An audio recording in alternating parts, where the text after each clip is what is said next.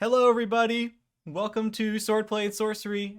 I'm Jakin. I'm Awkward. I'm the game master tonight. We're going to be playing Pathfinder, 2nd edition. First time. Totally not prepared.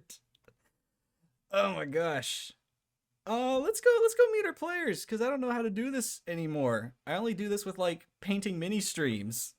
And I haven't been a DM in, a year. So we're gonna see how this goes. There they go. Oh, there we go. Oh, hold on. Let me pull up the stream so I can see what we're seeing. DM thing. I got it. These are the players. I'm so glad this is the first one. Yeah, players are cool. We love players. Woo, players. Oh my gosh. Pathfinder 2nd edition. This is going to be fun for me, at least, because Pathfinder is what got me into this ttrpg stuff, and then we switched over to D&D, but now we're back to Pathfinder, because we heard Pathfinder's fun. We're going to see. Hopefully it is. It sounds like it's going to be fun. You know what? I forgot the music. You're beefing, Jakin. You're beefing it. I'm beefing it. Oh my god. Don't worry, Jakin, you got this. Caucus, thank you. Connor just gave Jakin $2.50. Bro, I've been subbed, man. Woo! Woo! Okay. Connor's a better friend than I am. We're just gonna dive straight in. Very rusty on the Gross. Pathfinder 2 Excuse me. rules. Sorry, that was gross. Wow. Disgusting. I have the rules in front of me as well as a few other notes, but I'm also a very loosey-goosey DM, so... What you mean by that? What do you mean by that? What do you mean by that? Continue. You're gonna be a pain tonight. All right. Let's just dive into the story. So, here we go.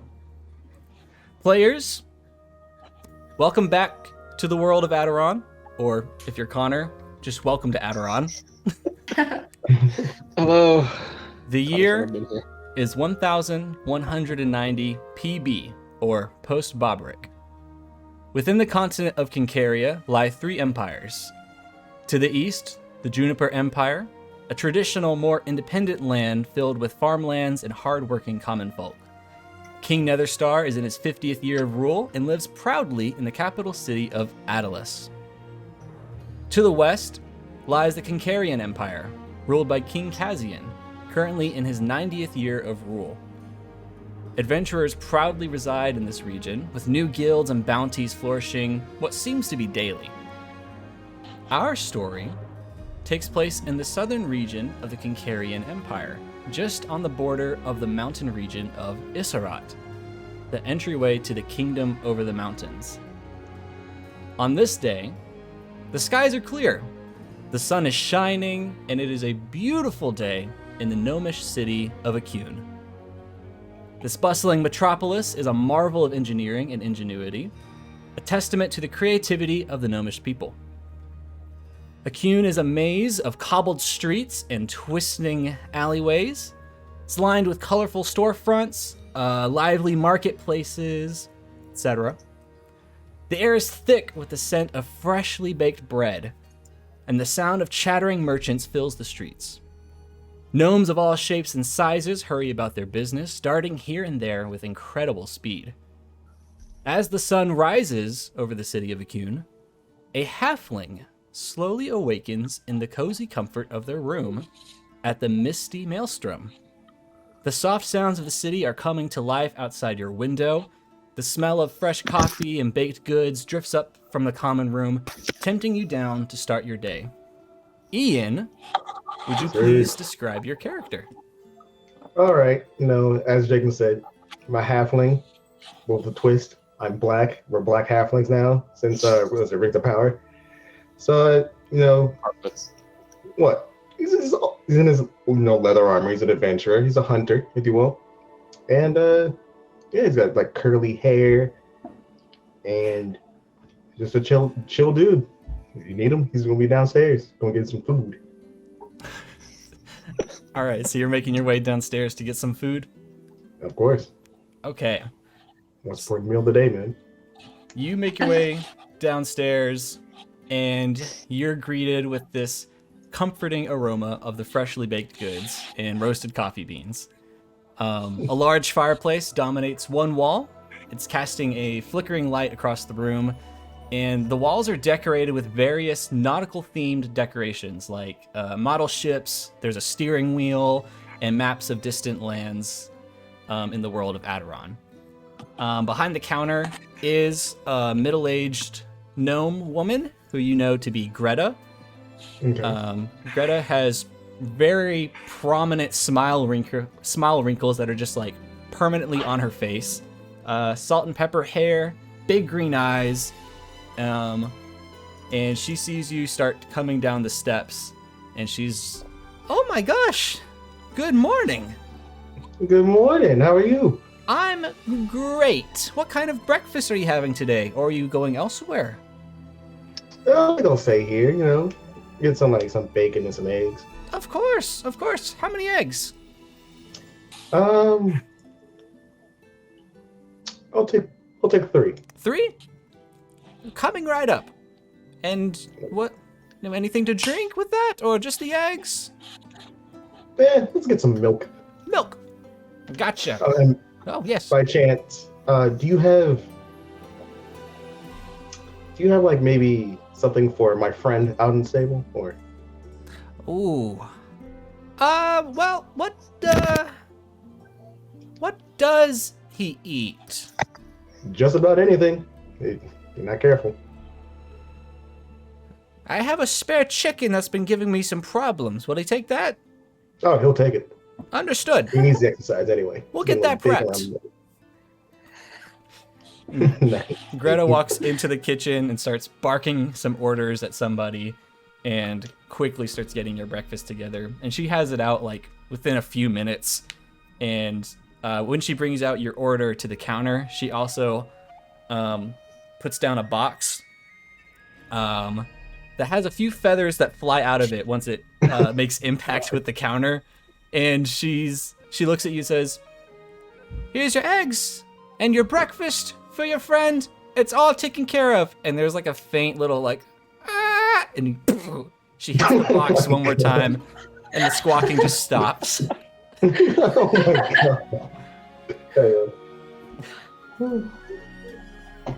god. Yeah, so I asked her how much it is. How much is it for breakfast and everything? Oh, it's on the house. For your first night, it's always free in the breakfast region. Oh, thank you. I love this place.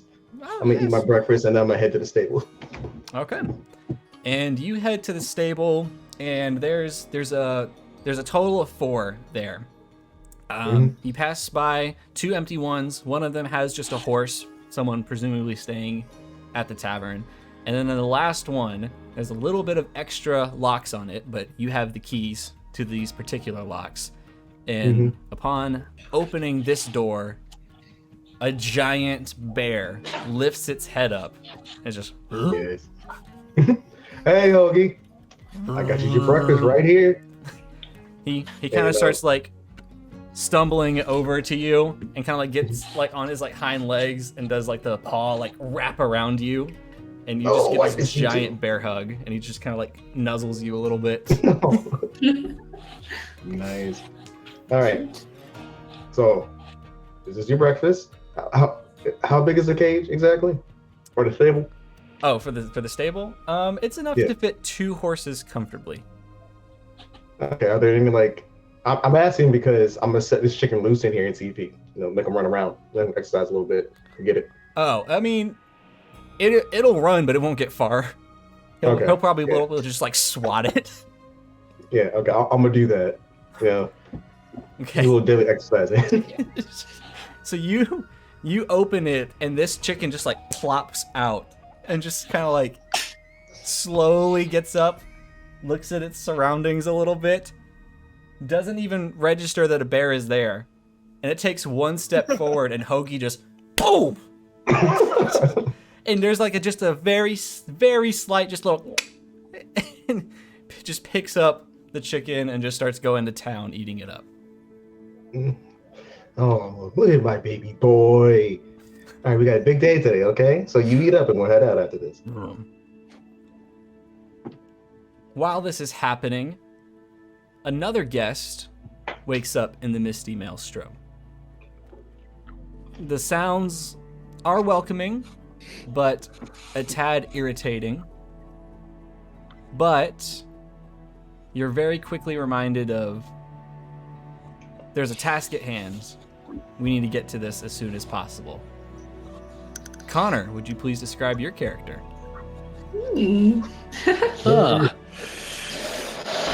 My character's name is Leland Farlear. He is an elf magus who happens to also be a time traveler. Sent back in time 3,000 years. He recently gained these magus powers, and now he's here in town to discover some unruly things that happen. Very nice. So you get up, I assume get dressed, get any armor suited up, weapons on you. What would you like to do? Where would you like to go? First thing, I'd like to go and see if I can't, get some info on these whispers I've heard around town. Sure. Where would you like to start with your whispers? Just go ahead and ask the barkeep. Okay. So yeah, you make your way down, and it's semi quickly starting to fill up in this tavern. A lot of people who haven't stayed there look to be just getting their breakfast in for the day. She's just taking orders left and right. You approach, she stops everything and just kind of like walks up to you. Good morning, sweetie. How are you today? Not too bad. A little out of place, it seems. Oh, but you're fine. What can I get you this morning? Firstly, I'd like just whatever breakfast platter you have, as well as I've heard there's some rumors of ancient runes strewn about the town. You know anything about this? I've heard some stories. I don't know how true they are. I can let you know if you're still interested. I just want to slide like a gold coin across the counter. He immediately snatches it and goes, all right, so listen here. This is what I've heard. There have been a few people in here. It's hard to tell if they're drunk talking or not. But they are outsiders. They are not gnomish. They're tall folk. They come in, like they me. get their breakfast, and they speak weird things. They speak of runes appearing and sometimes disappearing. None of them can seem to translate said runes, but that's what I've heard. As for creatures, I'm not sure what you mean by that. Like squirrels? Worms? Like, what are we talking about? Apparently some unidentified flying beasts around. Ah. Yeah, no, I haven't heard anything about flying beasts. Sorry to disappoint. But if you would like, if you're in town for a while, you can stop by and I'll see if there's any kind of updates. I'll keep an extra ear out. Maybe I will be. I just want to kind of mosey on my way. Understood. Wait. Your breakfast? You can't start your day without the breakfast? Is it ready? It's ready. Can I okay. Yeah. Then I'll take my breakfast and make my way. All right. As you start walking outside, you are greeted with the wonderful streets of Acune, and where this particular tavern is, it's kind of in the heart of the city. So you're not too far from a few of like the major, not set pieces. That's not the word I'm looking for. Sightings, the many wonders of this great city. Looking up in the sky, you can see a few airships are doing some test runs, some traveling. You can hear some distant engines going, and you know that to be the train, probably going into the train station. And one weird sight stands out, but it's more so it stands out just because you're in a city of gnomes, and this is a little unusual. A halfling walking a bear just into the city.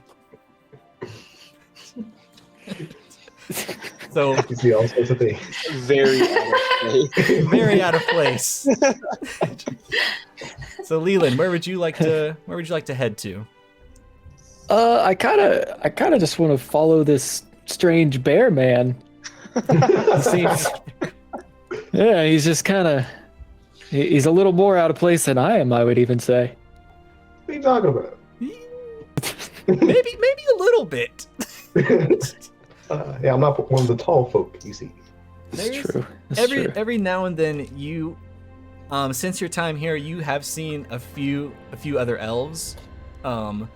They're pretty common here, but usually on like diplomatic business, with the gnomish council.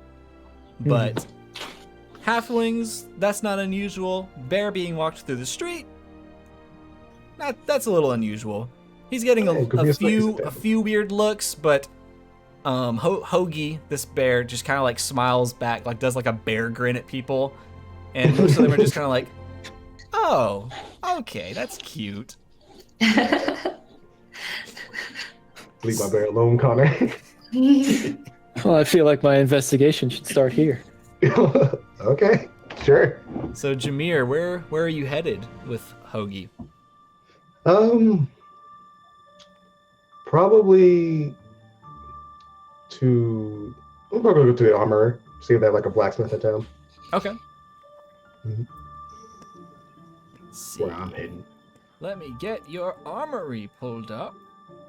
Yeah. Yes. Cool. I miss having my physical notes on my screen. Hey, you wanted to move away from us. That's on Yeah, yeah. That is true. That's my fault. you. Mhm. All right. So you find an armorer. Hasn't really started any projects for the day. More is just prepping the workstation.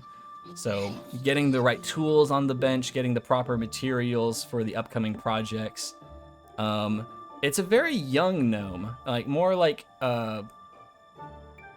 in human years, like early 20s, like kind of age. And he kind of looks up to you, kind of has like swoopy hair a little bit, wearing like blue, not really like mechanic type clothes, but like it's a repurposed flight uniform from the gnomish airfield. And Okay. he kind of just peeks over the counter. Yeah, what can I do for you? Question. Would you by chance be able to make some armor for my friend over here? And this homie just towers over us, I guess, if he's inside the shop. He kind of like stumbles back a little bit and goes, "Oh shit. I got to admit, pal, this is a first.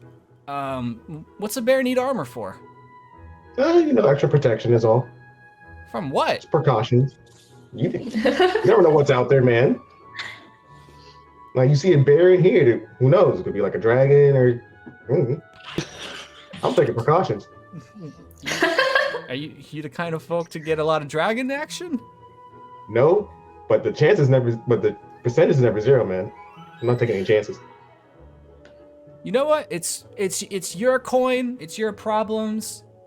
We can make the service happen. What kind of armor are you looking for? Are you looking for like the real nice stuff? Are you looking for some middle range? I don't even know how to weigh this out. This is a bear I'm talking about. Yeah. Well, what would be like a rough estimate for the cost exactly?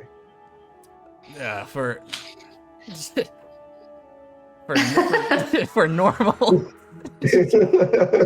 Under normal circumstances, for armor, like, you know, just some basic weapons, it's usually up there with like a couple thousand gold.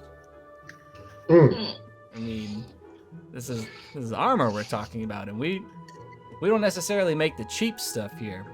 But if you're wanting, like, I don't know, like leather armor for your bear, I mean, I might have enough leather in the shop, but if you can provide some leather, I'll give you a discount. Without providing the leather, it's probably going to be 150 gold or so.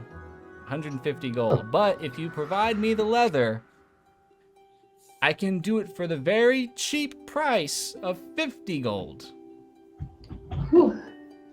It's fine enough you say that, Jacob, because I have exactly 50 gold. Oh my god. Right now. Use all your gold for your bear. Of course. I'll do anything for Hoagie. Oh my god. So my gosh. I'll go up to the excuse me, sir, what's your name again? I didn't my chance to catch it. Oh, Frederick. Ah, Frederick. Oh, okay. Frederick. Well, sorry. My bad. Thank you. I have a speech disability. Parents couldn't get that. Couldn't figure that out why. So that's my bad. You can call me whatever you need to, pal. oh, okay, but I'll go get that leather for you. It shouldn't. I turn back at Hoagie, start estimating how much leather I'm going to need. I was like, I'll be back Okay, in some time. that sounds And good. then, you know, get my bow, get my arrows, and my sword, and like get them all ready. It's like, all right, Hoagie, we're going hunting today. And then, say goodbye to Fred. So you start venturing off towards the direction of the woods to start your bear hunt for some leather. Yeah. Okay. Leland, you just witnessed this halfling make a purchase or make a deal to eventually get some leather armor made for a bear. Do you wish to follow this individual, or do you plan to lurk elsewhere? Well, I'm just gonna be like, that's just gonna be none of my concern, and I just want to start searching, essentially alley by alley, until I find some semblance of what I came here for. That's fair. Dang. Go ahead and just make a perception check for me. This will be our first roll of the game. First roll. First official roll. Make it a good one. Please make it a good one. 14. Not Okay, bad. that's not bad. That's not bad. I was a little scared. Walking through the this particular district of Acune, you eventually find yourself on the outskirts of Bell Bottom Station. This is where the trains come in. So passengers from out of town come into this station. People from in town are loading into it, and there's a lot of what you would call robot folk here, just taking general orders, directions, kind of helping people, collecting tickets. They're kind of the... Ooh, I just ripped my headphones out of my ear. Ears Pain. help. That kind of hurt. Oh, You good, buddy? That hurt. But yeah, is this an area you would like to ask around or lurk in, or are you looking for somewhere else?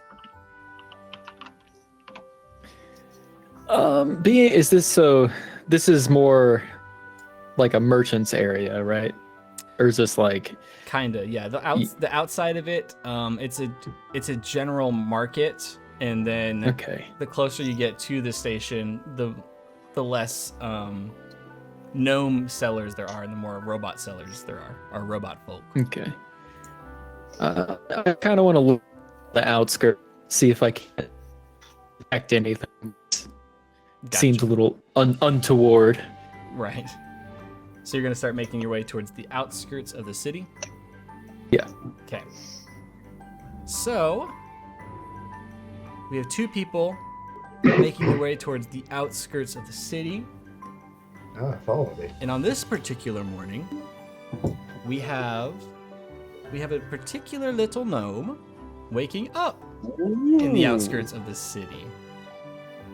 You can kind of hear some city sounds, but you're more surrounded by nature. There's a lot of fairies flying around, making little chirps at each other. You hear one that seems to be in some kind of like relationship agreement of some kind, disagreement of some kind.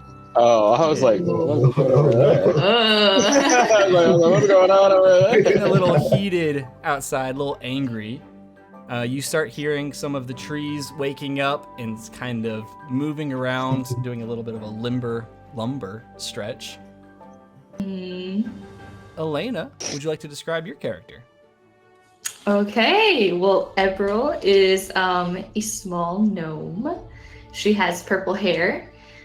She's decked out in, just like simple gnome attire. She's a simple, humble girl. And she's probably got her bag and she's about to head into the city. Nice. And would you just describe like what your living situation is? Like, are you in a house? Is it more like a hut? She's more on the hut level. She's renting, obviously. The landlord sometimes fix the things whenever she requests it, but not always. But she's she's a good old girl, so she's used to it. She's hardcore. Sure. So you just start getting ready and then make your way outside?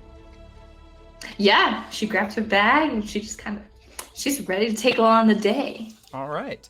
So as soon as you walk outside your front door, you see one of the trees is currently sitting down on a log outside of your house, and you would know this to be R.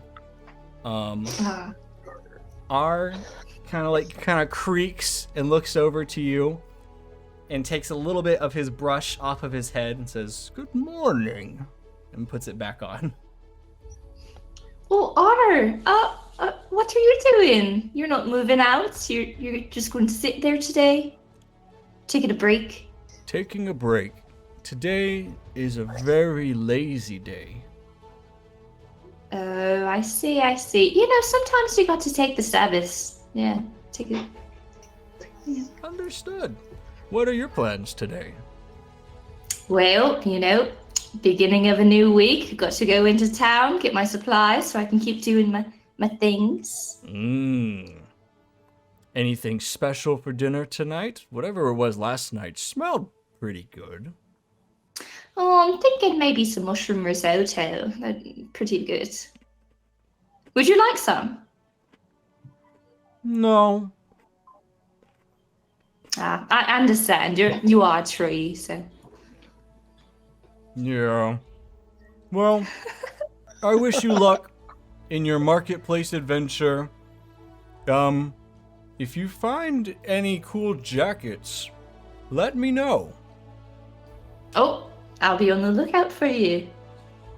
Thank you. And he just kind of like stances up and just leans back. And as you're walking away towards the city, you just start hearing, and he just keeps going. And you would recognize that as the sound of him going to sleep. Gotcha. All right. So in the city of Acune, are you going for one of the busier marketplaces? Are you going for like the central part? Where are you hoping to go? I'll probably stop on the shops, kind of like when you go to the grocery store and you have a list. You're like, all right, I'll start on this side and I'll just work my way around the grocery store. So she's just going to start on the outside and hit up all the stores she needs to go until she's in the center. There you go. Very, very methodical. She's a very intelligent girl. And is there anything in particular you're hoping to find or purchase? Now I'm on the lookout for a large jacket, Large jacket. Okay. which may or may not be in a gnome city. Not sure. I mean, there are tall people here now, so I don't know. This is true. There are a lot of tall people. All right. So on your way to the city, two figures start approaching. They're going to be passing you on the trail, going in and out of the city, and it's a halfling, not unusual. The bear, however, Yeah. that's not an alarming sight for you. You're used to kind of the bears being in the woods. You're not used to them being in the city. Interesting. Does the tall one have a jacket? Does the bear have the jacket? Does anyone have a jacket? Uh, I'm in my armor. does It's your not- bear have armor or a jacket? It's not a jacket. It's not a It's not a jacket. jacket. A jacket boy. All right. She'll kind of just talk to herself a little bit, like, "Oh, that's a sight you don't see every day." And she just keeps going. Okay. Just do a little bit off top. She's kind of like, Doesn't know what to think. she's like, "That's a cute bear, but it is weird. All It's right. weird." Just the bear. So the first market that you find yourself in is a lot of like fur, like felts, pelts, a lot of like bone. A lot of people selling bone for like different kinds of stew and medicines, things like that. No jackets here. You find a vest or two, and some of them are really cool, but you don't find any large jackets here. Not quite a jacket. Okay. I probably will pick up some bones though. Okay. So some bones are going to cost you 2 gold. And that'll Alright. get you enough for about 2 weeks. Good. That's a lot of bones. It is a lot of little bones. You building a skeleton army over there. Never mind. Grab them, boys. I was gonna do a thing and I stopped myself. What were you about to do? Don't worry about it. I'm worried about it now. You can't just say don't worry about it. It's a mystery musketeer. Use this Oh. later. All right. So, Elena, I'm gonna have you roll. Oh, actually, Ooh. sweet. Oh. I forget this is just part of the rules. Just roll D20 for me. Oh, okay. Oh my gosh, I forgot my dice again. I did this in session 0 too. Hold on. Return of the dice. Oh. Oh my gosh. I hope we're doing okay. I hope I'm not as rusty as I'm thinking I am. Yeah, you're Good. fine. Fine. Yeah. Sweet. It's the latest stuff you have to worry about. It's what? What? The latest What? stuff. I don't want to hear that. All right. She's got the dice. Oh, it's a natural 20. Oh. Mm. Okay. I feel like that was a waste. Now you never know. It's a natural 20. Ebril, Mm-hmm. you stop in your tracks and you start getting a really weird splitting headache. Ooh. Mm. And you kind of like put your hand up, kind of like put a little bit of pressure on your head. And when you open your eyes, you see everything almost in like a negative kind of vision. So everything is like in a slightly inverted look and appearance. And you start seeing random runes just start flashing in your vision. Like almost like when you kind of like get up after a long time, you get like those black spots in your eyes. Oh yeah. It's like that, but they're runes. Okay. And you start blinking a little bit, close your eyes and open, and they're just gone. Did I recognize any of the runes? Like, were they draconic in origin? Go ahead and roll a recall knowledge. Or any of my lores, I guess. Would I know them? Yeah. Okay. Well, I rolled a 13. Let me double check my reference to see what recall knowledge is. Okay. Um. I think it's called recall knowledge. No. God, that'd be mean if it wasn't. Yeah, I have to there's pull up recall Path knowledge. Builder. Yeah. There's recall knowledge for arcana, crafting, lore, nature, occultism, religion, and society. And I think whatever Society. lores you know as well. Oh, okay. Okay, so Yeah. so it's an 18 altogether. 18 Oh, altogether. nice. Okay. That's nice. Very You nice. you recognize a few of the runes. You recognize a few of them to be draconic in nature. One of them you know as to translate to a vague definition of danger and evacuate. Oh god. And then Oh, another wow. one you would recognize as will bending.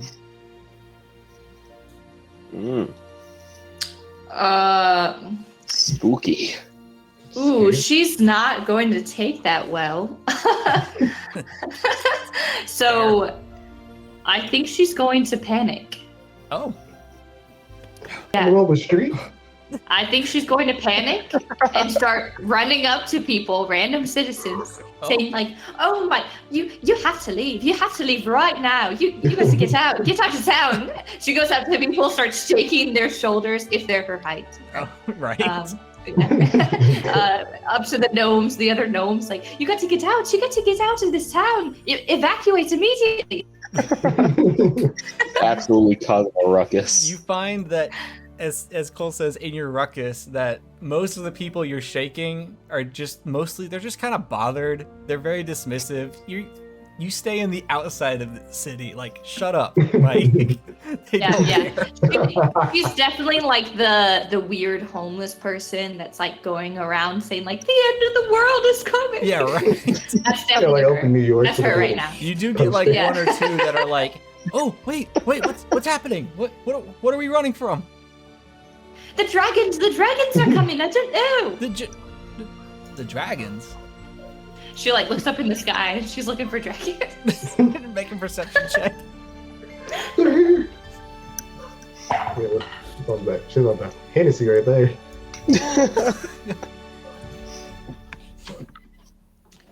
Okay, perception. Yes. I got this. Okay, it's 9. It's 9. 9. Damn. You look It's really up bright and outside. you find that if you squint hard enough, Rough out one of there. those clouds might damn well be a dragon. Oh my lord. She's freaking out. Yeah, I see that. I think she's gonna summon her Eidolon. Right here. Just in the middle of Yeah. Yeah. In the middle of the queue. Yeah. Ooh. Can you describe for us what that process looks like? All right. She thinking that she sees a dragon, she is getting excited but also terrorized because she knows that she saw like danger and evacuate. She's like, "I'm the chosen one. I'm the one. I'm the only one who can save these people." So she just kind of like focuses herself. And then a like iridescent light blue medium-sized like astral dragon appears. Oh my god. Wait. So you warn people about a dragon and summon astral dragons. Yes. I need you to make a society check for me. All right. Nice. All right. Society. Let's see how this goes, because she's not really a society girl. That's funny. She literally just summoned Blue Eyes White Dragon in the middle of the You're put a Yu-Gi-Oh card. town. That's an 8. An 8. Yeah. Okay. Ooh, Yeah. that's a rough one. So you summon your dragon, and you, within a matter of like seconds, you just start hearing some stomps behind you. Some, and you hear, "Excuse me, ma'am." And you turn around. She turns around. There are two giant robot folk in like guard uniform. And they have like the gnome like city of Acune like signal like or symbol on their shoulder. They have like those little like train station like conductor hats on. They're like standing like just like straight. They're up. they're like the Treasure Planet cops. Kinda. Have you seen the robot cops from Treasure Planet? And one of them has like a whistle like built into their finger, and he just kind of like has it like pointed up. Will you please explain yourself? She's she looks like, thank God you're here. She's like, oh, thank you, officer, thank you. I've been trying to evacuate all these people. I saw these draconic symbols just came, and I was like, oh my God, we're in danger. We need to evacuate right now. There's dragons about to attack. Dragons? Where are they? No, I don't know. Can you see them?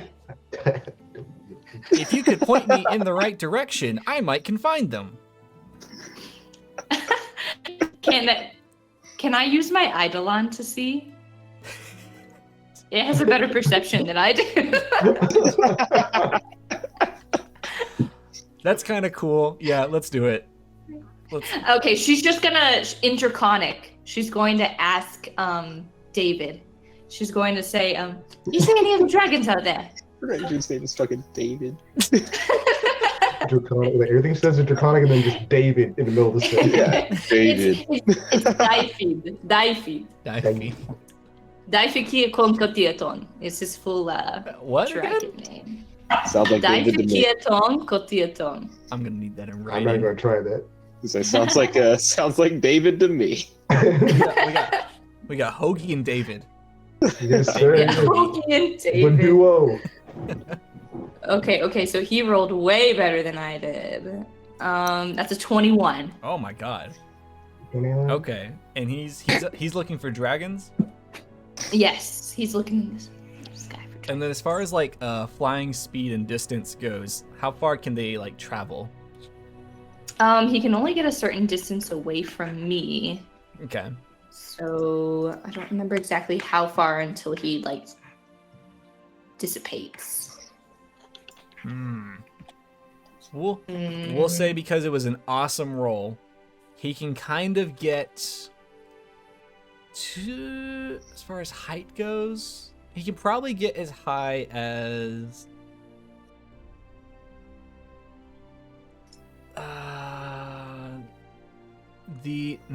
we'll go with the Eternal Sentinel. He can get as high as that, which is the tower, the clock tower that's in the center of the city. That's a great piece of architecture. So Okay. David flies up there and starts looking around, and one of the robots turns to you and like points up. Is that the dragon? Oh, I mean, he's a dragon, yeah, but he's not the dragon. He's just one of the dragons. Oh, and they just go back to looking up. Your dragon gets pretty high. This is definitely the tallest point within the city, and it's tall enough that you can vaguely see the elvish city miles away. Looking around, no dragons, no flying creatures. And on David's descent down, David catches a glimpse of a very faint shadow way in the thick of the clouds, just fly by. Ooh. And Can he tell if it's a dragon? He cannot. Or dragon-like? Oh, okay. I would assume he tells me that. Yes, however David communicates this to you, he does. And in that case, I point that to the officers. I show them where it was that David said that a shadow, so. There it is! It's in that cloud right there. Up there. You see it? I cannot. Would you like us to chase after it? If you're capable of that, yeah. Can you fly? No. All right. Modifications are expected to come in the next year and a half. That's a long while. That's too long when we need to evacuate right now. Shall I alert the airfield? Yeah, that'd be great. That'd be great. Yeah, thanks. We're on it. And they just start marching off like. And they start Emerald continues booking to just like tell people like, you got to evacuate. You got to get out right now. You need to pack these things up, finish up right. Yeah, just what you're doing here because you got to get out. Over here. They're still just looking at you like You're causing a panic. Please leave me alone. She continues to do that, still kind of looking for a jacket, low key, but and she also continues to go on her grocery shopping because she needs that stuff. Oh my god. As far as grocery shopping goes, you're able to get everything you need for about 5 gold. Nice. Very nice. In another part of the city, where there isn't a bear going on a hunt, a tall folk lurking in the shadows, and a gnome spreading mass panic or false mass panic, causing panic in the streets. Another gnome wakes up in a very nice loft, except this is a few hours earlier, and it's to the sound of the clock tower. Dun, dun, dun, dun. And up rises Cole's character. Will you please describe them? All right. So I'm playing Tontus. He's a gnome with a kind of pale skin, reddish hair. He's got like red mutton chops, the mutton stash kind of going on. He's rather tall for a gnome. So he's like 3'5", 4 foot, He's rather tall for a gnome. He's an inventor, the gnome inventor, and he runs the Flowing Goblets Brewery. Very nice. Yeah. So Tompus, you start getting ready for your day. What does that look like in the life of a brewmaster? Well, Tompus probably wakes up, obviously. Gets up, eats some breakfast, makes himself some eggs, some toast or something, Maybe tinkers for like an hour or two. Early in the morning, reads a little, and then goes downstairs to get to work. He meets up with Reginald to discuss the plans for the day, and then I guess does paperwork. Meets with customers throughout the day in the morning and stuff like that. Vendors, people supplying us with ingredients and such. Sure. Yeah. So once you finish the tinkering and the reading, and you go off to meet with Reginald, it's like as soon as you go down the back staircase into like the laboratory, Reginald is walking in, like just starting like the work day, and he looks up to you and just goes, "Morning, sir. What are we working on?" Good morning. I was wondering. I was going to ask you what you've been experimenting with. Well, any new strains? Any new brews? Well, I was thinking about updating one of the menu items. It's kind of been becoming decreasingly less popular. And which one? It's the Moonstone Stout. Really?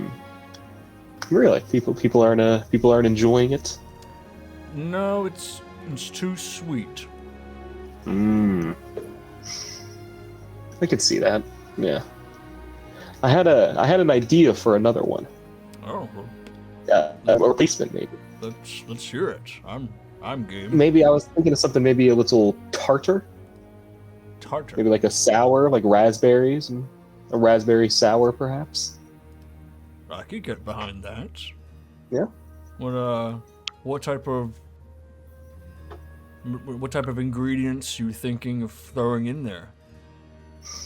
He He starts know, pulling out this giant like checklist from like his apron pocket and just gets ready to write everything. What time of year is it?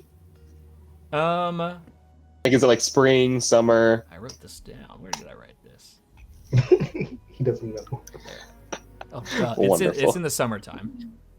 Okay. I'm gonna say, well, my idea for it was perhaps a fruited tardy beverage that rotates out with like following the fruits of the season. Oh. So this summer could be raspberries, but I'm thinking, Pilsner malts and Okay. hops and the normal things. So this would be a menu item that stays on the menu but changes throughout the year. Yes, seasonal changing. Yeah, This it changes it up. Revolutionary. This is why you're the brains, Tompus. He just starts writing it out, and you hear It's him like start the original Starbucks.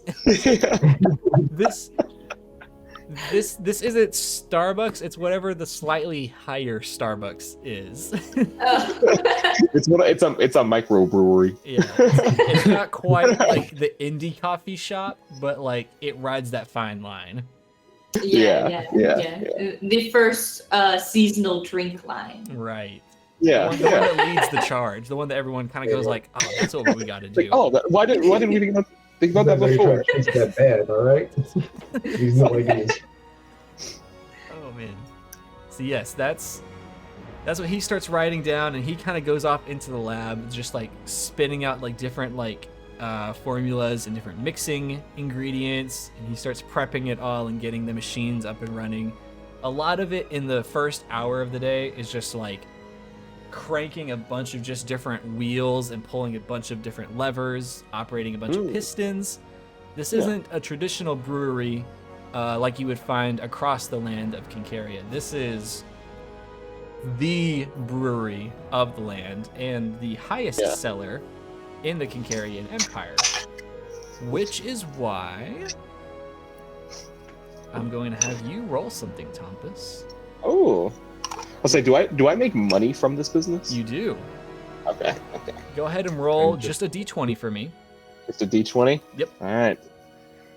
I don't roll good in Elena's session, so we'll see if I roll.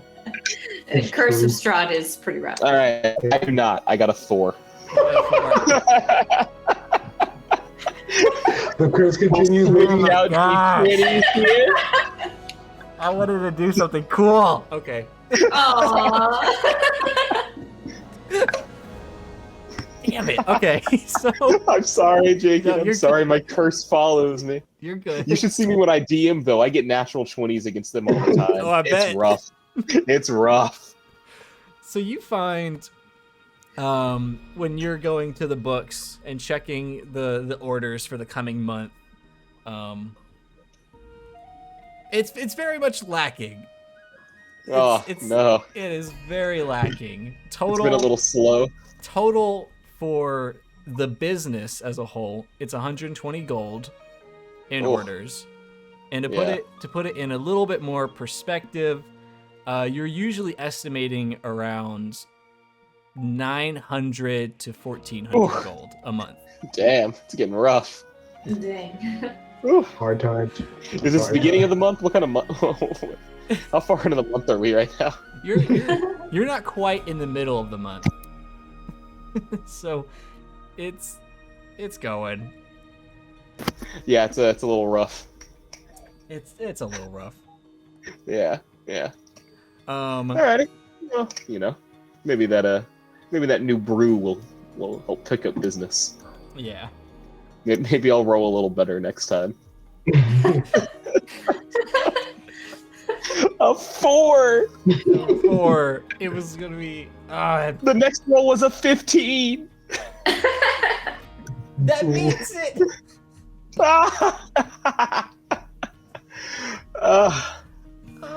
I cursed myself. It just went I to cursed critical myself. fail.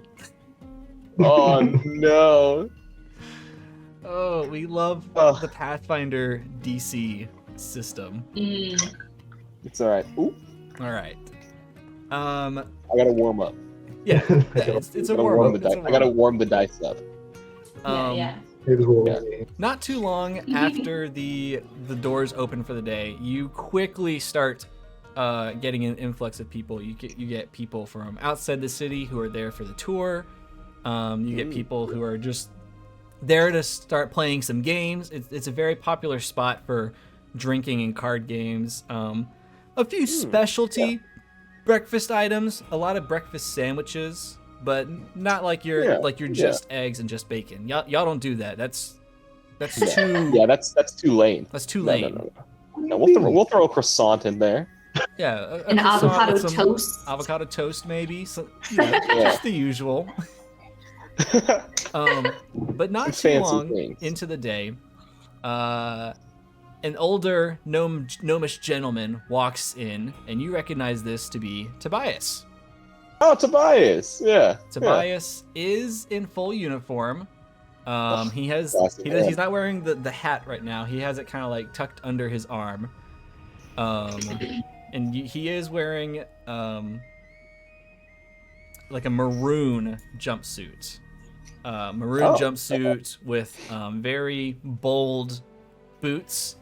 No cape today. He's known for having a cape sometimes, but no cape today. No cape today. Yeah. And he walks in immediately, arms out. Good morning, Tompus. Oh, good morning, Tobias. What can I do for you? I need something special. I need whatever the special today is. I need the special food. I need the special drink. Whatever you've got for me. What for? Special occasion?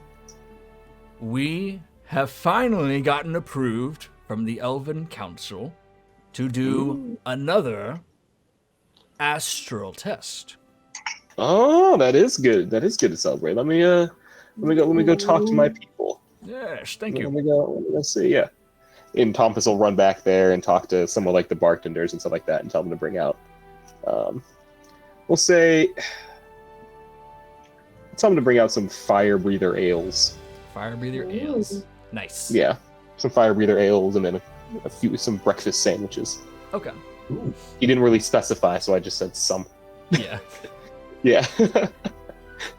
Eventually, it all comes out, and of course, your team is magnificent, so they deliver a wonderful product. And he tears into it, finishes the food like it's nothing, and kind of like slides over a couple gold, like just keep the drinks coming. I'm not flying today; it's only tomorrow. Maybe tomorrow. It probably won't be, but we're hoping tomorrow. How many are you taking up? One. Oh, just you. Oh, no. Oh, well, yes. Sorry. This is a big deal. Yes. This is going to be a crew of 24.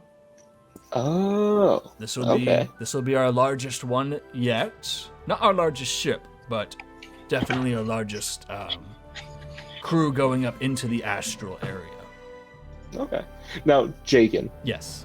You said this is another test into the astral realm or whatever? Another what? To getting up to did you say this was another test getting to the astral space? Yeah, like another test. Yeah. Okay, so what Tompus would know what happened to the other one, right?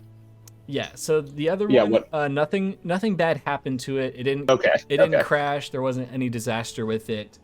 The ship definitely came in damaged, but that was just because of some slight miscalculations, not properly weathered down, things like that. Okay. Yeah. But you would know. Actually, why do that? Let's just have a roll. Let's do a recall knowledge. All right. Better roll good, man. What recall knowledge am I doing? Let's see the options again. Let's see. It's like an ice cream store. Ooh, they got society? I'd say society. Society? All right. Knock on wood. Much better. 21. There you go. Okay. Yeah, much better. Much better. You would know what you would know about this particular test. Tobias has been trying to get this test off the ground for close to a year now. They've done mini tests, like going to the portal of where you would eventually get into the astral sea. But they haven't really pushed their limits. They've been doing more just stress tests on the actual ship itself. There isn't a name for it, so it's still unnamed. There isn't a dedicated captain to it. As of right now, it's going to be Tobias again. He's so far the only one who's captained ships into the astral sea. And you would know that eventually the hope is to just go off and explore. Okay. And I would say with that roll, because technically that was a crit, this has not been confirmed to you, but you do suspect that other worlds or other beings have reached out to either somebody in the world of Attiron or Attiron as a whole. But you don't have any proof of this, and you have no confirmation of it. Okay.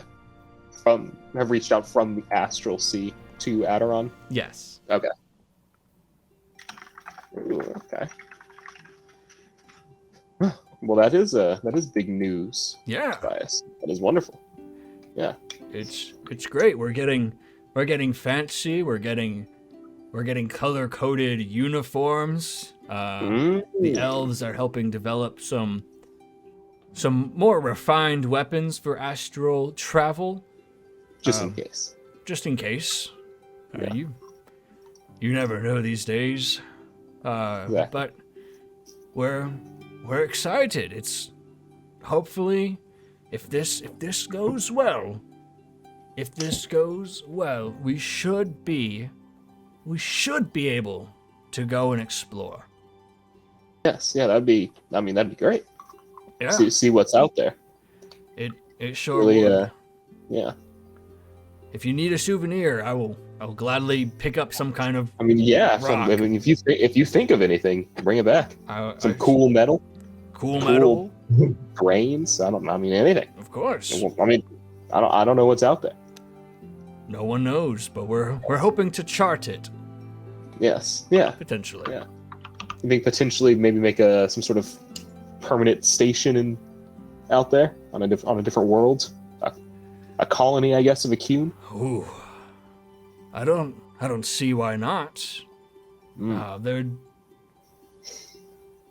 The goal is to hopefully separate, and he kind of like looks around for a second. Thomas will lean in. The goal is to hopefully separate all permissions from the Elven Council. We're grateful. Don't get me wrong. We're very grateful for their insight into the process, helping out, providing funds, materials. We're very grateful. Yeah. But they can sometimes have a stick up their ass. Slow things down a little. They slow things down. So we're hoping to eventually propose an idea that it's not just the Elven Council permission necessarily, but it's just, well, this might just be the positive person in me, but Attiron as a whole. Yeah. We make rules, laws. How do you go about this? I don't know. Yeah, make it a safe area for anybody to explore. Yeah, like do we have this just be like where we represent Kincaria, or do we represent Attiron? There's lots to think about, and exactly. God, I hope this test is successful. I'm sure it will be. Yeah, we'll see. Yes. Are you how long are you planning on coming back after you reach the astral sea, or are you going to stay out there for a little bit if you guys make it? I'm going to stay out there as long as I can get away with. I'm sure at some point I'll hear some kind of orders barked back at me, but you'll be called back. I'm sure I will. And he immediately pauses. Oh. And like cocks his head to the side. And you kind of see him like focusing, just kind of staring off for a second. and then he clicks his badge on his breastplate. I'm on my way. Oh, Immediately finishes the drink. is Stands up. everyone? Thomas will stand up too, and Tompus, yeah. thank you It's- for I mean, it's everything. Yeah, There's- of course. There's a matter on the airfield I have to address. I'll see No, you later, of though. course. Of course. Alrighty. Understood. And he hurries out. Alrighty. And what Nice. will Tompus be doing with the rest of his day? With the rest of the day,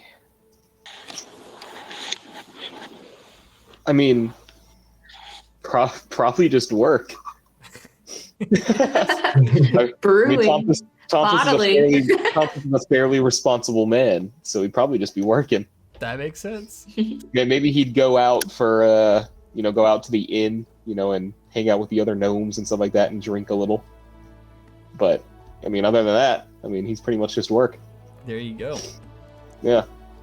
So, a halfling and a bear are going on a hunt in the woods. An elf lurks in the shadows, keeping an eye out for whispers and runes and potential creatures flying into the city.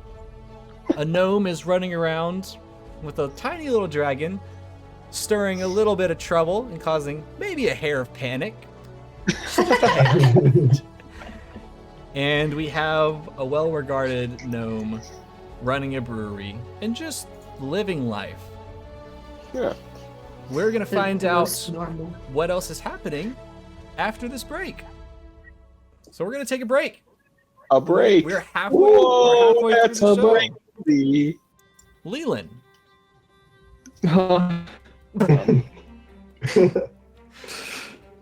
you've been exploring for quite a while. I need you to roll me a will save. Oh god. Oh, damn. You got will into existence, man. You got it. Gotta will it into existence, he says. Mm-hmm. A 21, sir. There you go. Ooh. Damn, Cole. You Excuse me. Bless me. I'm sorry.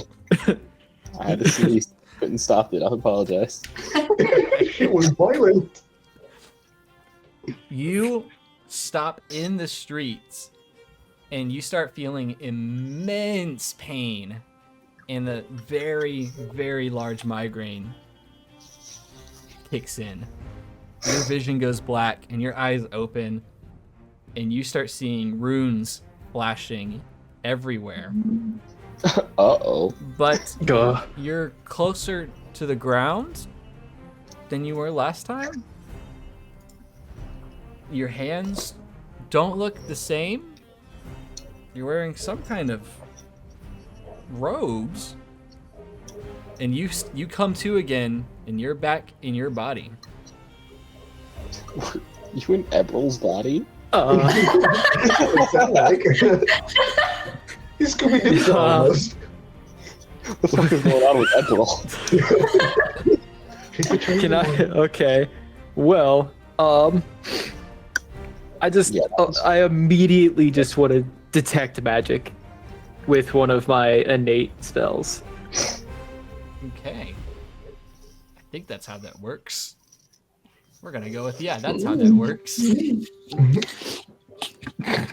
Let's see.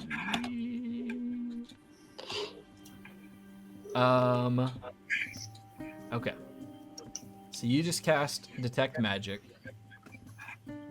and you kind of pause, you hone in your senses, and you focus, and when you close your eyes, you get on the same wavelength, arcane wavelength that you need to be in order to do this spell. You start feeling pulses in one direction, and as you start opening your eyes to go there, a large pulse comes from above. And you look up and you see a slight shadow through the clouds move. And that's it. There you go. Oh. Well then. Am I able to tell like what this shadow is, or like the shape of it at all? Or is it like literally just a shadow? I would say it's a little too vague to tell. So it's kind of up to the imagination just how covered in the clouds it was. But you're very confident that there's a flying creature of some kind that was making its way through the clouds. All right.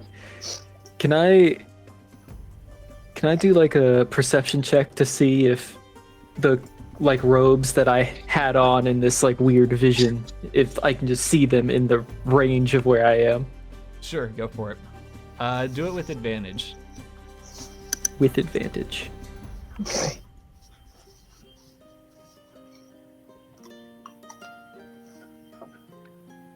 $19. Ooh. Nice. Nice. Okay. Not in your immediate area do you find anything that matches that particular description. What you do find is when you start blinking again, you see very faint arcane footprints going off into a direction. Follow him. Well, I would love to follow those. Oh my god, he's doing the thing. He took the bait. You took the bait. You took the bait. The plot You thickens. die, Connor. You die. Oh no. A little bit of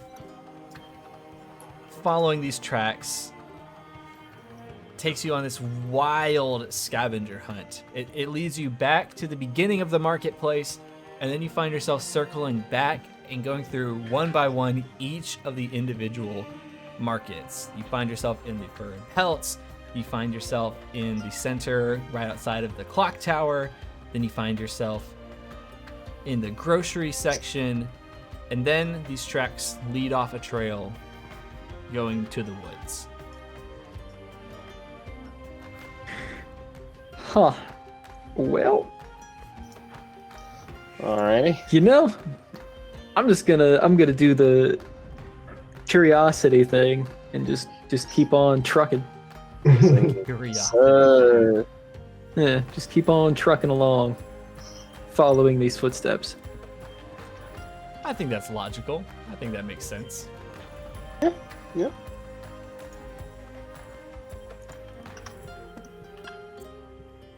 Following these footprints,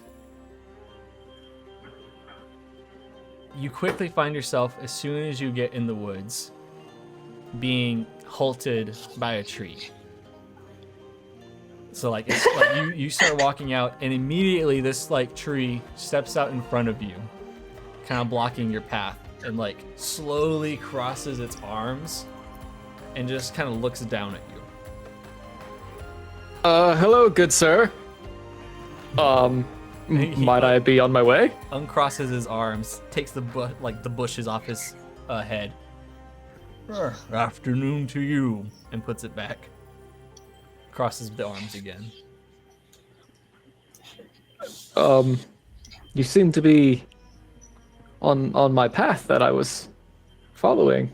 May I go past? You may not.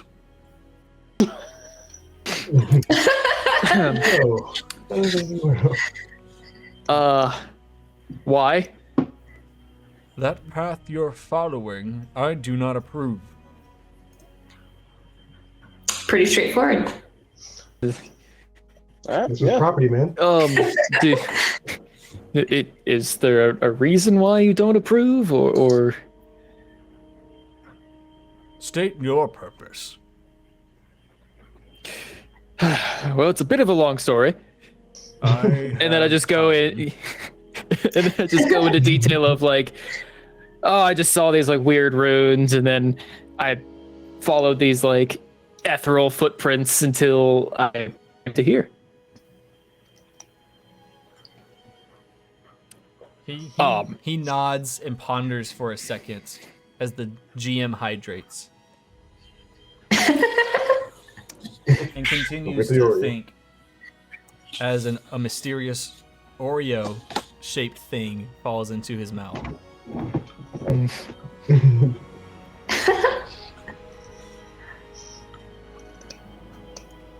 He leans forward and gets like close to you. Starts getting on like one knee and extends a hand onto the shoulder. Listen close and listen carefully. Your intentions seem true. Daytime will do you no good. Come during the night.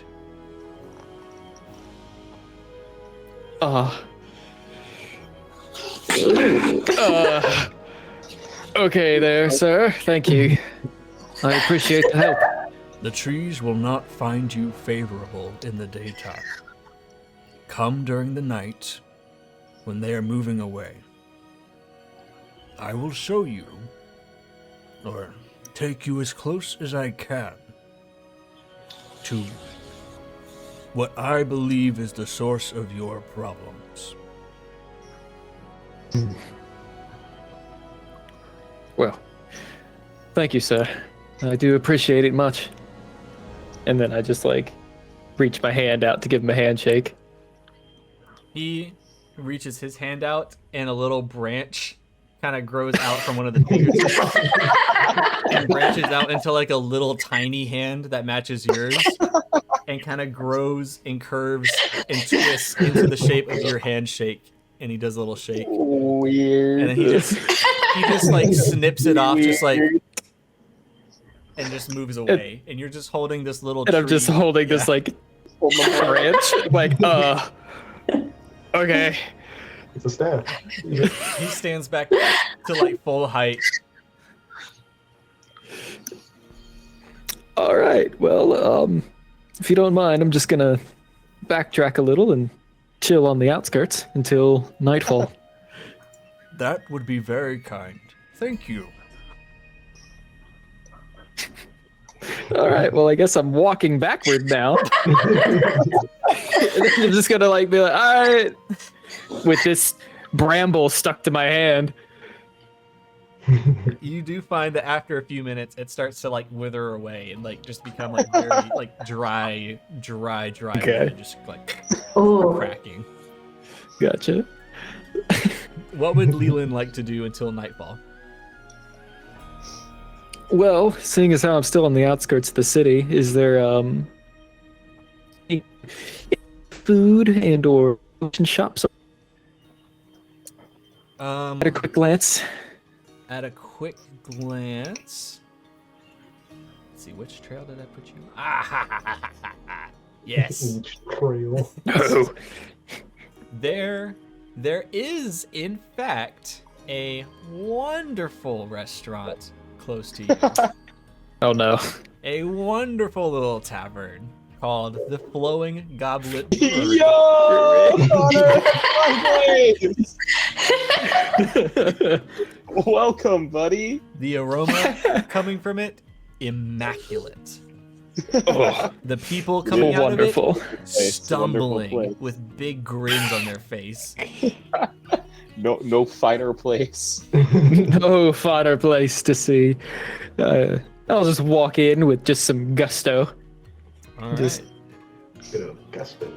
You walk in, and there is a very, how do I describe her? Talking about Gertrude. Good old Gertrude. Yeah. God, This is a very stout, friendly gnome. Big twinkling eyes. Like big curly, like 80s hair. Just kind of like poofs out like a beehive. like a beehive. Hmm. And she sees you walk in. Hi! Oh, hello, madam. Are you dining in, or are you to go? You sitting outside? Where you want to sit? I might dine in. Oh, that's wonderful. I'll get you a menu. And like literally doesn't even like get a menu, just like throw like paper airplanes it essentially over to where you're at. It's like, and she Does it just do I have to catch it, or is it just like it just like lands perfectly in front of you. Oh, amazing. She starts like waddling like over to your table and just like elbows down on the table. What can I get you? Oh, well, peering at the menu here, Mm-hmm. I'd love to start with a Dew of the Woods. Dew of the Woods. Excellent choice. Starts writing it out. Any food to go with that, or are you going in dry? Going in dry.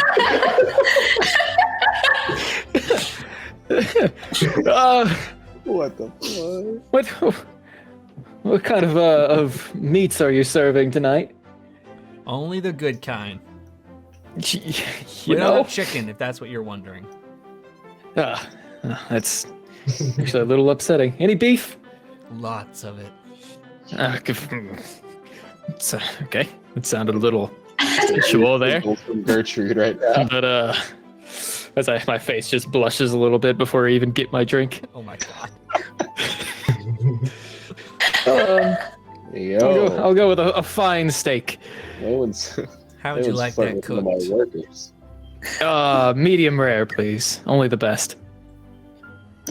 Wow, that's unique for an elf. And she starts writing it down, claps up the notebook. Yeah, we'll have that out in about 40 to 50 minutes. Does that work? Oh, that should be fine. And before you go, Miss Gertrude, was it? Yes. Have you heard anything as of late about any strange runes appearing in people's minds or flying creatures about town? She immediately kind of squints. Who's asking? Hmm. Slide a gold coin onto the table. She looks at it and smirks. That's cute. Slides 4 more gold coins onto the table. Well, now you're talking. Oh my god. She palms None that of shit, takes it, puts it in the front pocket. Hannah's gonna use all his Ooh. money. None other than me. She kind of looks forward. I don't know anything about runes appearing in people's minds. What I do know, we've had a few disappearances in the town. Disappearances, you say? Yeah. Or so I'm hearing. A lot of people just say they're out traveling. They just haven't returned home yet. Maybe they're on an airship to some fancy land. Maybe they're in Attalus. Zaragar, who knows? Here's what I know. They're not traveling. Not these ones. Not the people who keep up. I don't know how it is where you're from, but here, we just about know everybody. They're gone. And the weird thing is, no one believes me. No one remembers them. Oh, fucking false Hydra vibes. Yeah. God damn it, David. It's the first session, man. It's the first session. Body invasion of the body snatchers. Oh no. She Well. leans back up. But that's all I know. We're already talking about false Hydras. Well, thank you for the wonderful info. And if you happen to know anyone else you can send my way, it would be lovely. Are And you one of my- those adventuring folk? You could say that. One that is just trying to find out how and why things happen. Aha. Look, here's the deal. I can get you your steak in 40 to 50 minutes. Or I can rush it and possibly talk to one of my guys. I know a guy. Can I roll a diplomacy on that? Yeah, why not? Okay. Don't fail. Yeah, roll well. Roll well. Hey, That is nat not 20? the face of someone who rolled. Oh, okay. You did not look like you rolled well there. That was the face of someone who rolled a 1. So that is 24. And what would you like to accomplish with that roll? Well, first off, I'd love to not have to pay extra money. So I just look at Gertrude and I'm like, well,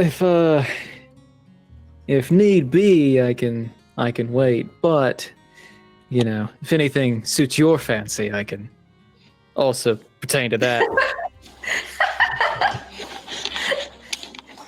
This motherfucker's trying. What are we talking about? What are we talking about? I mean, if you look at diplomacy, flattery is on there. Yeah, it's on. Yeah. Come to find out, Leland's just a whore. I guess. Yeah. Sure. She leans back for a second. All right. I see you're not the usual crowd type. I get it. I understand that. I'll tell you what. I'll knock down half your price.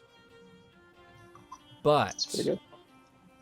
That's pretty good. only if, when I connect you to my guy, you present the information I've given you as fact. Mm. I think we have a deal. I'll have your steak out in 10 minutes. And she walks up. Oh, that's gonna be. Dang. And Tompus, you get a knock on your office door. I'm her guy. Her guy. Alright, yeah. Knock on the office door. I'll be like, alright, come in.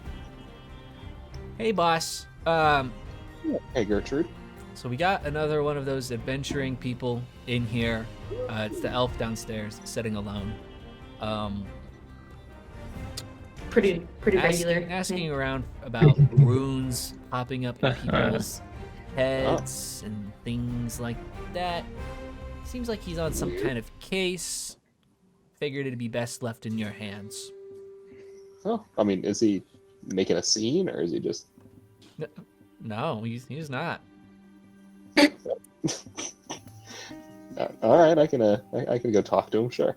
All right, sounds good. I gotta get a steak prepped. I'll have it at the table in a few. She walks out. All right. Tompus will wait a little bit, finish up whatever he was working on, and then go down like 10 minutes later. I could imagine Tompus could just say no. Tompus is a nice guy. Tompus will go downstairs. Okay. And it's Tompus very and go easy to approach spot him. The lone elf. He's Yeah. just sitting there. The lone elf.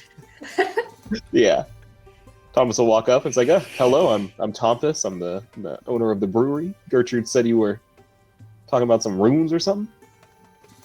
Nice to meet you, Tompus. My name is Leland. I had a strange occurrence recently. Some runes appeared in my vision. Oh, that interesting. Seemed to not be my own. What?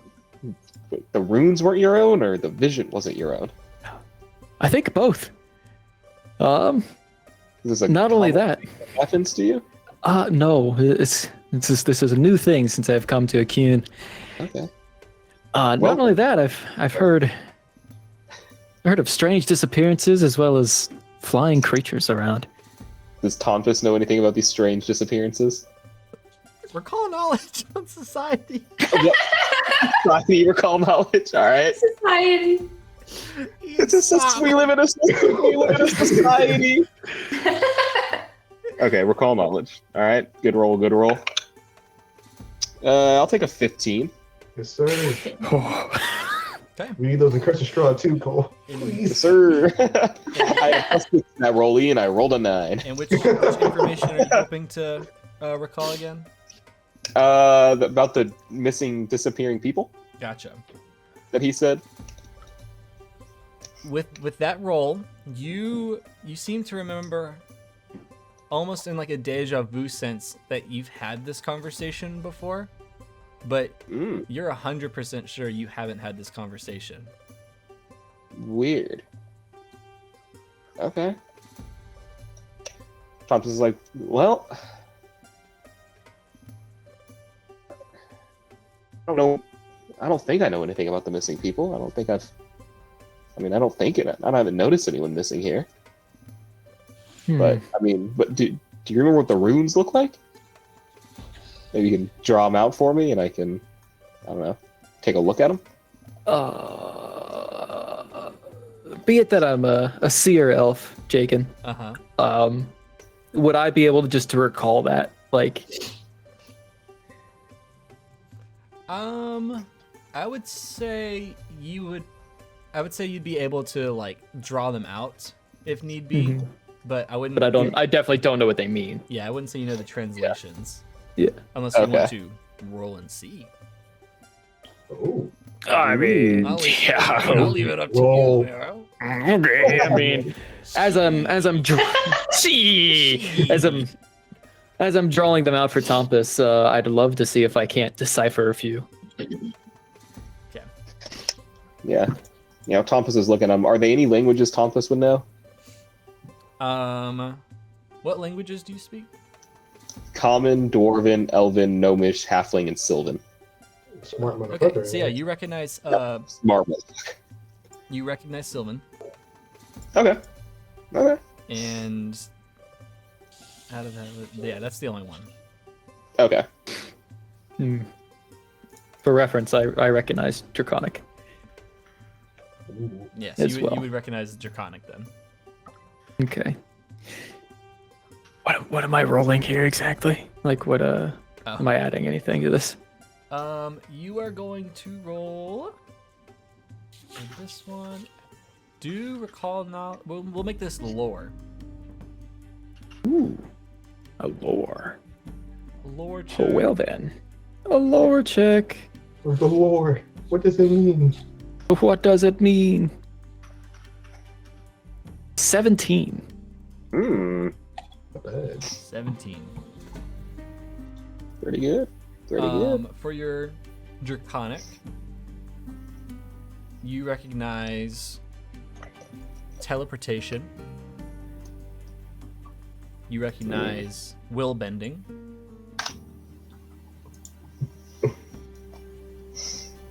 And you recognize evacuate. For the Sylvan translations, so Tompus, you also recognize teleportation, Okay. and you recognize Laventria. Ah. This is the other continent across the sea. Injury. Okay. And you recognize I. An eye. Yep, like EYE. Like an eyeball. Okay. Yeah, like an eye. Okay. That'll be a Gangrel reference. I'll say, well, I mean, I recognize 3 of those runes. One for teleportation, one for Laventria, and one for eye, as in, Like an eyeball. eyeball. Yeah. Hmm. But I mean, you said you were in a different body? Yeah, like for some Okay. reason, I looked at That's my like- hands and looked down, and I seemed to not be me. Here. It was strange. I mean, I only recognize a few of these runes as well, and one of them also does specify teleportation, as well as mind control and Here. evacuate.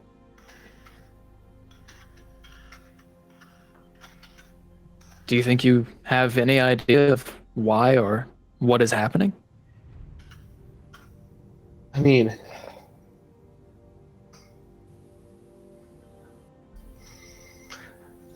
what? So you had a vision of someone else's? I'm sorry, this is just weird. Combine this with you saying there's missing people in Acune, which I don't know about. It's just, I don't know. Strange occurrences indeed. Yeah. Well, what are you in Acune for, if you don't mind me asking? Maybe that has something to do with it. Well, at first I was just traveling through, and then I heard a whisper of...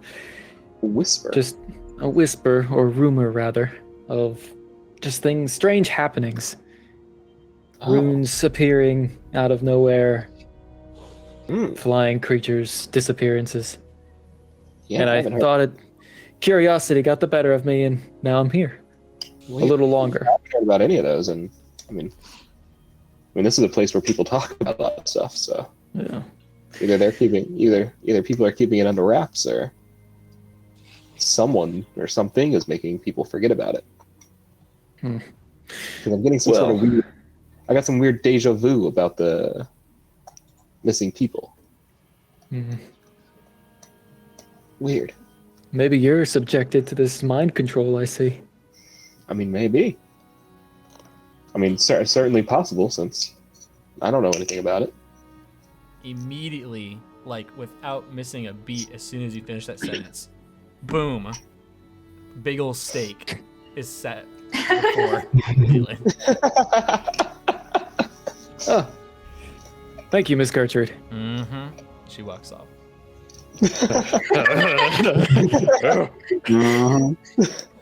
Weird. Yeah, I don't know how I can help you. I mean, I can take some time to think, but I mean, we could go talk to.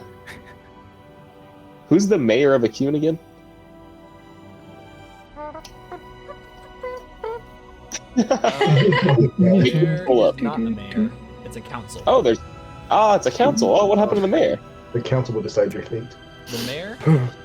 Yeah. The mayor basically, what's the word? It's not disappeared. It's Disintegrated? dissolved. He dissolved? Dissolved. He's dead. Oh my god. He stepped down so that it's Okay. it's more community driven than just Oh, one okay. guy being advised by a council.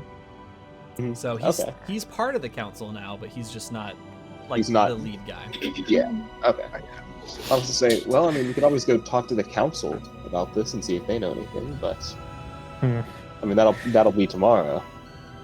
Well, as I start cutting into my steak and go to take a bite, there was some footsteps into the woods, though. Well, I mean, I expect footsteps to go into the woods. That's not very noteworthy. That's normal, bro. Yeah. Not any footsteps. They were ethereal footsteps. Right after this vision. Okay. So, very distinct footsteps. Very distinct footprints. Okay, yes, that makes more sense than just. And one of the tree people told me to come back at night. Well, Thomas will look out the window. It's approaching nighttime, I'm assuming. It's getting ready to be dark. Yeah. Okay, Thomas will. Well, that time is coming up. If you'd like to head over there. Well, if you would, if you're willing, I'll join. This does intrigue me. The more, the merrier. Alrighty. Thomas will go up to the bar and grab a thing of. Thomas will grab 2 things of, we'll say, Thunderbrew Stout. I'll bring him back. Give one to him, and Thomas will sip the other one and be like, "All right, well, whenever we're done eating, I suppose we can head out." Lovely. Yeah. Sounds. And then good. right before we leave, I'll tell Gertrude to she's in charge while I'm gone. Which, I mean, she knows, but Gotcha. She'll be on Yeah. the lookout. Yeah. Jameer, What's up? you went off pretty early in the day to go hunting with your bear. Mm-hmm. Gonna have you roll a straight d20 for me. Say less. Gosh. gosh. How does the two sound? How does What the a two- bad hunting day. Oh, God. So you just can't win. There's my wrench. Can't win. There's the wrench. There's the wrench. There's the wrench. So, damn. Hold on, let me flip through something real quick. Is there any way I can twist this? Nope. Okay. Good luck, big dog. So. Oh my god. What do you walk me through your process of going through the woods and the type of game you're hoping to find for this this leather? Looking for tracks. Essentially, probably looking for like some elk or like some big game. Essentially, doesn't really matter. You definitely don't find that. I don't think you find that at all. Not at all. Gotcha. Yeah. This particular area outside the city, it's still pretty populated. So a lot of these bigger creatures, similar to Hoagie, they're just not there. Every now and then you find a track, but it's at that point days old. So that creature is probably just long gone, and the trail just kind of dwindles off. Damn. All right. Oh shit. Well, I guess after that, like what time is it right now? How long would you say you go about doing this? What you said? I set out like early in the morning. How early were we talking? Like, let's see. After breakfast, in the stables, in the walk through the city, you probably went into the actual woods around 11 a.m. ish. 11. I guess I'll come back around like 4. 4? Okay. On your way back, getting back onto that main trail, you see with its back turned towards you, a tree standing in the middle of that path, just stanced up, arms crossed, and it just appears to be just watching the city. Okay, I just know like, hi, how are you? You startle him. He stumbles back for a second. I need you and Hoagie to make a fortitude save. Oh no. Okay. So where's my bees on that? So let's roll for Hoagie first. God, please don't make me kill Hoagie. Please don't kill Hoagie. Damn, rest in peace, Hoags. Oh, so for Hoagie it's a nat 20 plus 5. That's good. Hey, That's what we Hoagie. like to There see. you go. That's what we like to see. And then for me, it's a 13. 13. Okay. So, as soon as this tree starts stumbling back, Hoagie immediately goes from all fours to falling back onto its butt, like sitting down. And then he uses his hind legs to like push himself forward and like bear tuck and roll under the tree's legs to the other side. And you just sidestep, and the tree just like misses you. Okay. And It's like, oh my. he starts looking around, and he does not see you. He's just like, who goes there? Just down here, sir, like right here. He like lifts a foot up and sees that like you're just right at the angle where he couldn't see you. Oh, hello. Hey, what you doing standing in the middle of the road? I'm keeping watch for my friend. Oh, okay. Who's your friend?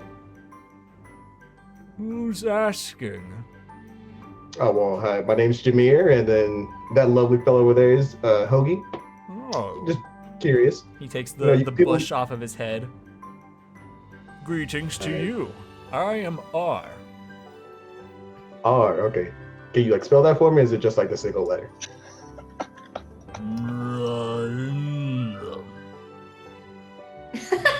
All right. All right.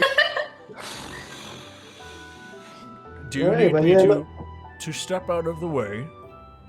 Oh, no, was just curious is all, people usually don't stay in the middle of the road like that. But Oh. not one to judge, was just curious. My friend has a stalker. A stalker? Yes. Are they okay? Like, do they They will be just fine. I intend to stomp them out. Ooh. Do you know what this stalker looks like, perhaps? He like ponders for a second. It like scratches some of the bark off of his chin. I don't know what the face looks like. They are wearing a green uniform. Mm-hmm. They have some brown leathers to them. Okay. They are quite tall for the residents that reside here. All right. I have Tall. not seen this man yet. Or Not woman. seen it yet. Or woman. Sure, can't discriminate. You know. No, sir. No, ma'am. No, you. Thank you. Understood. All right. Well, I mean, I just met you, R. Don't really know you that well, but if I see the stalker, I'll let you know wherever you reside at. Maybe you'll still be in the middle of the street. Who knows? Well, yeah, sure. If you do end up finding this individual with this description, let me know. I'll have a good word with them. Okay. And do I meet you here or just somewhere off in the woods? Does it just point in that direction? I will be here. Alrighty. Well, you have a good rest of your day. I hope your friend is okay. Me and Hoagie are gonna go find something to eat at this point. Ah, understood. And he goes back to sitting there, arms crossed, just waiting at the road. Okay. R's Nice. over here calling me a stalker. Hey. Sorry, man. You're over here talking about a tree. There are a few restaurants by you. Most notably of the restaurants. Yo! Glowing Goblet Brewery. Yo, Some of your other options include the Silver Lady, the Wild Monkey, and the Friendly Tankard. Friendly thinking. I think I'll go into the Coles one. I'll go into there. Yeah, Sir, there you go. give me your money. Around this time of day, so now that you're going in, it's about 6-ish after like coming back from the woods. Trying not to sneeze. Bless you. Shut up. Oh, fuck you too. Almost pulled a Just trying to Connor. be nice. What? You, at this time of day, is Tompus still in his office or is it Gertrude downstairs? What time of day is it? Sorry. It's around 6. And is Leland there? Probably right before I got not there. Yet. Right. It's right before Leland got there. Yeah. Okay. Okay. Thompus would probably be in his office then. Yeah. Okay. Yeah. So Gertrude is behind the counter, immediately walks over, directs you to a seat. This seat right here is open. Yeah, okay, thank you. Yeah. Here's a menu. Here you go. Alright. We don't usually have bears in here. Oh, no, he's fine. He's fine. He loves, He's house trained. people. He's house trained. I He loves believe you. people. I'm just. Will he be drinking too, or? I look over at Hoagie and just like, I'm pretty sure we don't need a drunk bear in the establishment. He definitely Yeah, get water. the bear a cider. Can bears' Get the- livers process alcohol? I Get don't the know, bear I'm not getting that a close meat. to a We bear. can find Like, out. taking out. Say, I mean, there's Cocaine Bear. Well, that's cocaine. There's Cocaine Bear. So she just kind of That's fair. nods. What can I get you? You want a drink? That's- You want a meal? I'll take a meal, please. All right. Well, yeah. elephants have a taste for alcohol. What's Say that that? again? Sorry, I'm looking at the alcoholics of the animal world. The Smithsonian. Oh. Alcohol in the animal world. We've got different kinds of veggie stews, roast goose, veggie pies, meat and bread. We don't serve chicken. We don't got that. Okay, well, I'll take the roasted goose then. All right. And no drink? What's your not your hardest drink you have here? What's our lightest drink? Yeah.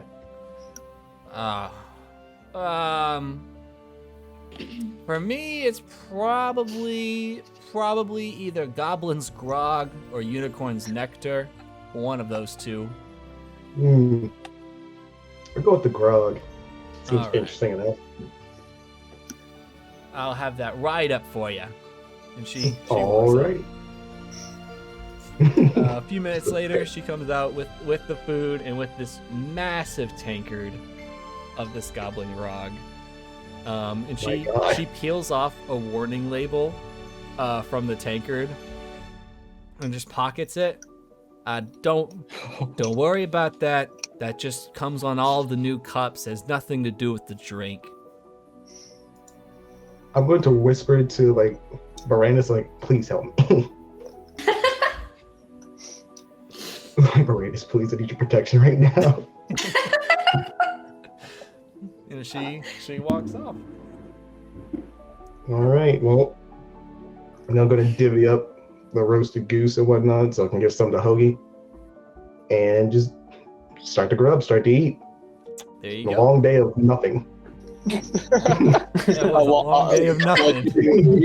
You spent all day in the forest to find nothing. Nothing. Roll a 2. What a fucking 2. Hey, you found a tree. You found a tree, man. I found a tree man, and I'm supposed to be on the lookout for a stalker that fits Layla's description. Ebril, Oh yeah. after your marketplace adventure, you have all your groceries. You don't find a large coat. You find a large coat, but not the large you need for a tree.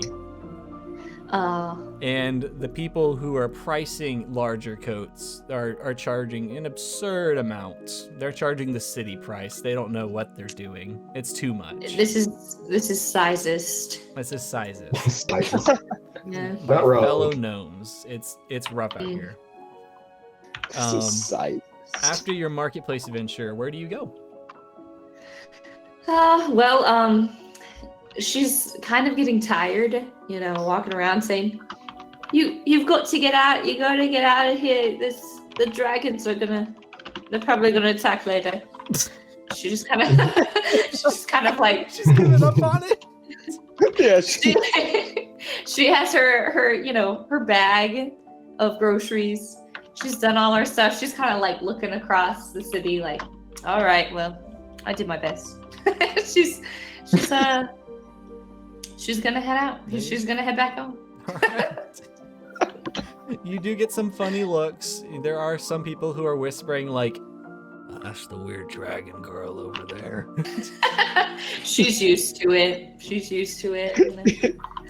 And That's the weird dragon. you eventually exit the city, and you make it to your house, and still sleeping very loudly is R on the log.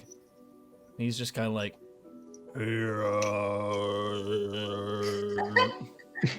and he will continue to do that until he wakes up or is awoken.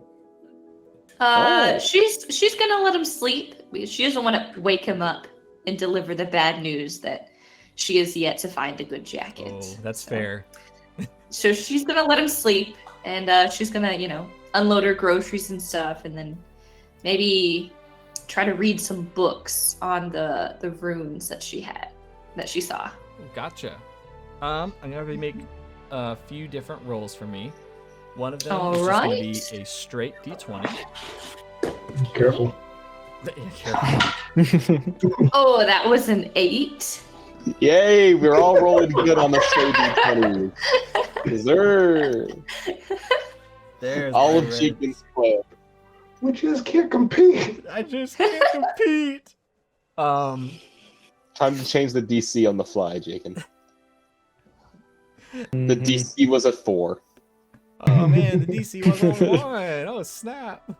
That's crazy. There's just a That's crazy. modifier. Wow, that's crazy. Okay. So Oh my god. Let's have. Chicken's speechless. I'm speechless. Each of you Chicken's guys had a legitimately major d20 roll, and speechless. it just went.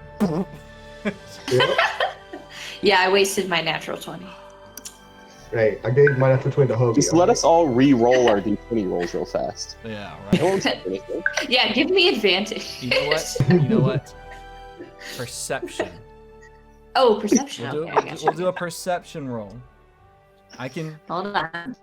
do perception. The other d20 thing, that's out the window. That one's gone. You're like, what? That You result, missed it. that thing, it's out. Oh, guess what? It's a 9. Oh my! You really got my hopes up there. Oh no! I knew as soon as the way she was saying that, I was like, she rolled bad. Yep. You know, I think if she doesn't realize anything's wrong, I think she's gonna go get a bite to eat. Yeah. Just a little bit. Okay. You open your... Unless something happens. No, nothing happens. You open your front door, and you open it to the sight of R about to knock, and then he just kind of stops, and then peeks underneath the door frame. Good morning, luncheon, or afternoon? Hello, Ah. Yeah. What are you doing? You woke up from your nap, did you? Yes, I woke up to some funny senses.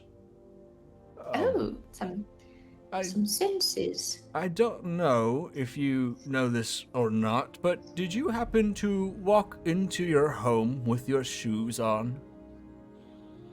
I mean, as most times I do, yeah. Yep.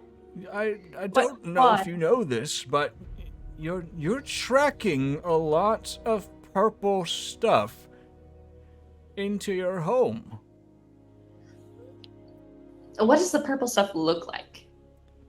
You don't see it. Oh. So she kind of looks around, and she looks at the bottom of her shoes, like, did I step in, like, dog poop or something? Like, but it's not seeing anything, though. She just kind of, like, looks at him, and is like, well, what does the purple stuff look like? It's misty, ethereal, vague runes of some kind embedded into them. Runes. Hearing this, she's like panicking. She's like, it's it again. What do the runes look like? Quickly, tell me. You stupid need answers. They are squiggly. Squiggly. Oh, wonderful. One of them has very harsh shapes, Harsh shapes. and one of them means seeing, or eye. Seeing. I'm not I too see. familiar with this one. It either means seeing or it means eye. Seeing or eye. Well, you know what? I saw some runes in town. When I went into town to get some groceries, I saw some runes. Oh. And they said danger and evacuate now and Oh. bend will. It's a bit of weird. Whose will? I don't know. I actually immediately thought it was the dragon, so I kind of told everyone that they had to leave town, but then no one listened to me. Per normal. Was it a dragon? I think so. Yeah. David found some dragon Oh. up in the clouds. And he immediately looks up. Emerald looks up too. Well, I don't see any dragons, but I think I'm starting to feel some of my grain split. Oh. Oh. Are you all right, huh? And he kind of like shakes, and a few like fruit fall out of his limbs, like just onto the ground. Oh. I think it's best I go to the city gate. Where are your intentions tonight? Oh, I was going to go probably get some food down at the pub. Maybe it's best you cook tonight. Oh. All right. I can do that. I just went grocery shopping anyway, so yeah, I can do that. I know. Cook some groceries. Cook your meals. Keep a sword close by. And I will be at the city gate. Dang, R.I.P. Ian. We lost Ian. Oh, no, he's disconnected Ian. again. I dropped out. He's still in the Discord though. Anyway. Yeah. Until he drops out. Rest in peace, Ian. Huh? Dang, I'll keep this open in case he comes back. Dang. Poor Ian. All right.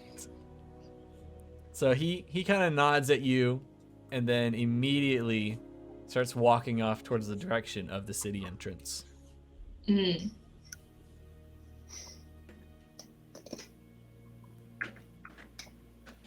And does Eberil stay home or does she find Oh, a way yeah, to yeah. No, she's staying home. She's cooking.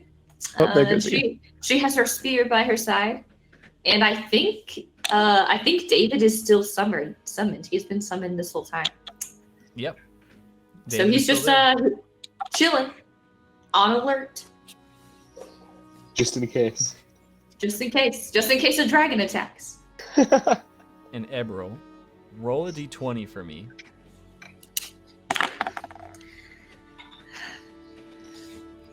Please. Please. Oh, it's a 16. Oh my god. Oh, okay. I thought you were gonna say- But she's gonna be like, it's a 9. It's a 9. Towards the end of your night, hmm you hear some very, very loud, recognizable sounds. The trees are once again getting up and walking off and moving farther and farther away towards north. You know it to be towards The north. Great Migration. And you start seeing runes appearing in the space of your house. They appear just floating, and then they just vanish. They're there for a second and then fade away over and over again, one after another. And then you hear the most violent, guttural, high-pitched shriek you've ever heard in your life. And it is right outside your window. Oh my. And that's Don't where we're open going to end the that window. session. Oh dang. Dang. Oh, How, scary. How did we do for a session 1? That was pretty good. I think that was pretty good. Oh, thank Yeah. goodness. Yeah. That was good. Awful. I hated it. Oh, thank Oh. you. Not fun at all. Didn't have any Not fun. Oh, man. Yeah, it was good. Sweet. I mean, rest in peace, Ian. Rest but, in peace. Yeah. Oh, but yeah. Jameer That was just pretty We died. need to figure out what happened with that. Yeah. he said it in their internet went out. Yeah. And that's just an Ian problem. Just old. Yeah, that's It like was a an normal occurrence in a way. Very normal Yeah. occurrence. Yeah, that was fun, Jacob. Yeah. Well, everyone, thank you so much for joining us for session 1. This is going to be a very limited campaign, so you won't have to watch hundreds of episodes to keep up with the story. And we will see you guys all next week. Nice. Adios.